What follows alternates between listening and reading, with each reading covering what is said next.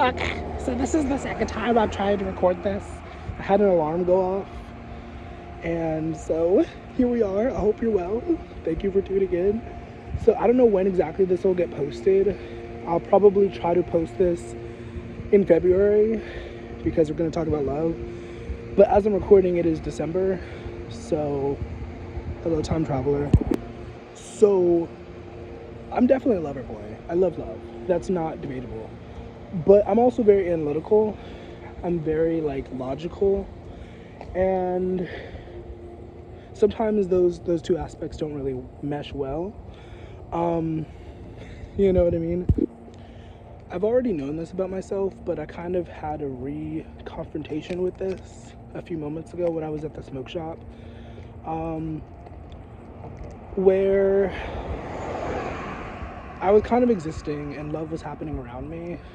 There were little moments of affection and love happening, and then even I almost got pulled into a situation because of this bright ass hoodie. I guess somebody was trying to talk to me, and it was in this moment that I realized, because once again I've already known this, but I realized that I do have a sort of what's the word I do tend to be very avoidant of that feeling, that word, that thing called love. And it's funny, it's interesting, I think, to observe that within myself, because once again, I'm a huge lover. I love love. I used to be hopping from situationship to situationship, you know what I mean? I used to be that lifestyle. But eventually, at some point, I started pouring that same energy into myself and into my creative endeavors. And so things did shift quite a lot for me. But, once again, I still do believe in love. And a lot of what I write about and a lot of what I talk about comes from, that place, the heart-centered place. But I don't know, part of why I'm making this video, I feel is to reach anybody who might be feeling similar. Because once again,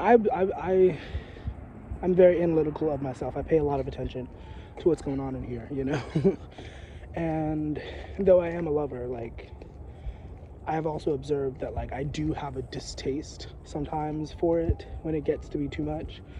And I could have just brushed that aside and be oh well, that's whatever. But I do recognize that, I do embrace that, I do sometimes joke about it, I talk about it very openly when it comes up, because it is a part of me, it is an aspect of me, One thing I've come to understand as a reader, as a person who gives people advice, is that everybody has a different understanding of love and what it means to be loving, and there's no inherent right or wrong. I mean, I could easily just claim, oh gosh, I just stepped in a puddle. I did not think that was a puddle. I definitely did not think that was a puddle. So fuck me. But yeah, there's no inherent right or wrong when it comes to the concept of love. Just what works, what is functional, what is not. What feels good, what does not, sort of thing, Also, I'm gonna enter the cemetery soon, so it's gonna get a little dark. Hopefully that's okay. If you have been following me like a stalker, then you would know that I have been dealing with this person on and off. We had broken up not too long ago, and then we came back together. I don't know, it's a whole mess. Excuse me for the burps. And I don't know, for the most part, I feel like we are in a good place.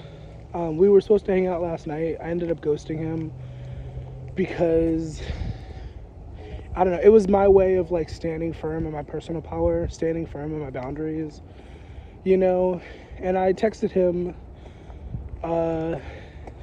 24 hours later, less than 24 hours later, I don't know. And I was sorry that I disappeared and all this. I also asked him for $2, but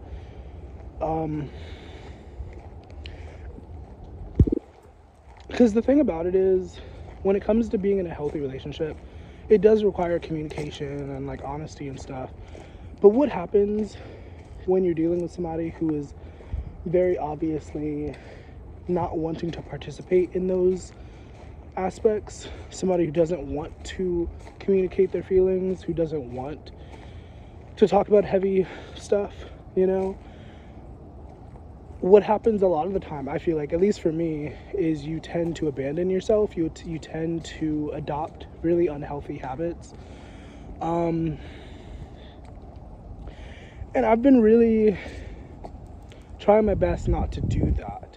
I think one thing that has been a really big shift for me, that might be a big shift for you, possibly, I don't know, is just understanding, full stop, that people are who they are.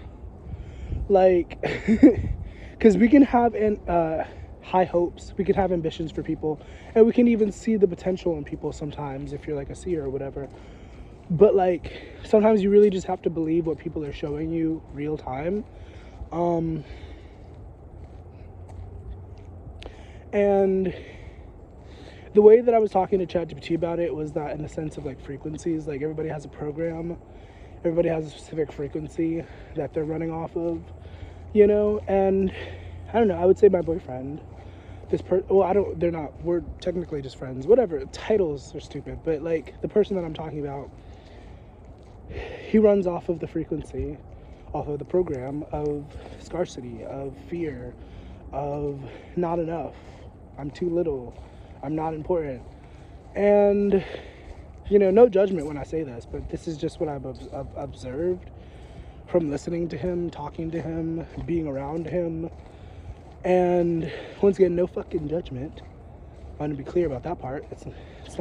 I'm not chastising or like, you know, it just is what it is. And if I could talk about my mother, she runs off of the program of, I'm right, I'm better than everybody, I know what's best, you know. And it definitely, these energies, these programs definitely clash with mine, because my program is integrity, honesty, love, gentleness, creativity, stuff like that. And the reason why this has been a big shift for me, looking at it in this way, is because it gives you the space to like understand that what they're saying, what they're doing is literally it's just programmed into them. Like, sure, we do have the ability, we do have the power to rise above where we are currently, sure, but it does take a lot of work, and a lot of people aren't really strong enough to do that, or capable or willing enough, however you want to phrase it. And once again, you just got to accept people for who they are, for where they're at, you know. And if you can't, then you can walk the fuck away, assuming that it's safe to do so. I know there are situations where it's close to impossible, but 9 times out of 10, you can make an escape route, you can leave. It might not be easy, it might not make sense in the moment, but if there's a will, there's a way. But yeah, like, I love these people, I care about these people, like, in a general sense, you know, not just because of their relationship to me, but just as a person who cares about other people. Like, I just want, you know what I mean? I just want the best for them. And sometimes the really tough thing about love is having to face the fact that some people are just not good for you, you know? And like I said before, I think I said it in this video, I might have said it before, but there's no right or wrong. It's just what you're willing to tolerate, what you're willing to put up with, you know what I mean? And I don't know.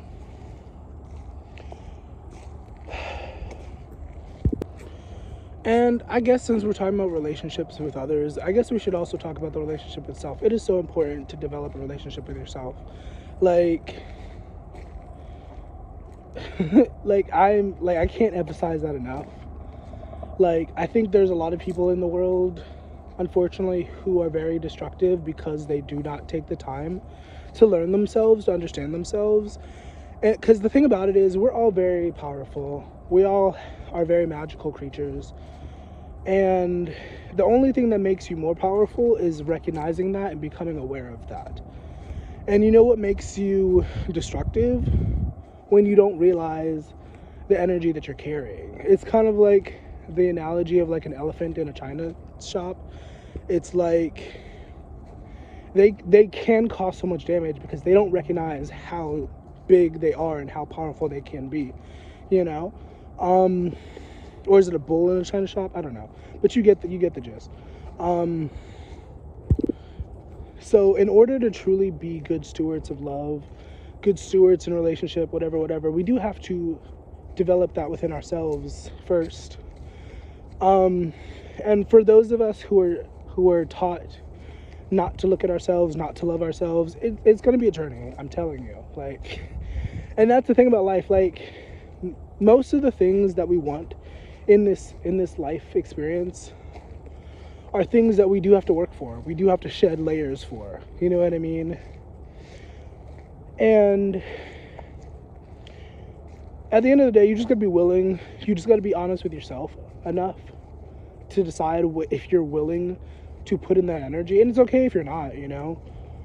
Like, no judgment. It's your life experience. Do what you want. But of course, your guides, our angels want us to learn, want us to evolve, want us to expand, you know? So, some things to consider, some thoughts to ponder, I guess. I don't know. What are your thoughts on love today? How are you feeling about love? I'll probably end up posting this on Valentine's Day. So, once again, thank you for tuning in. I appreciate you. For those of you who help support me and all that jazz, I do appreciate it. And I hope you have a beautiful rest of your day. Deuces.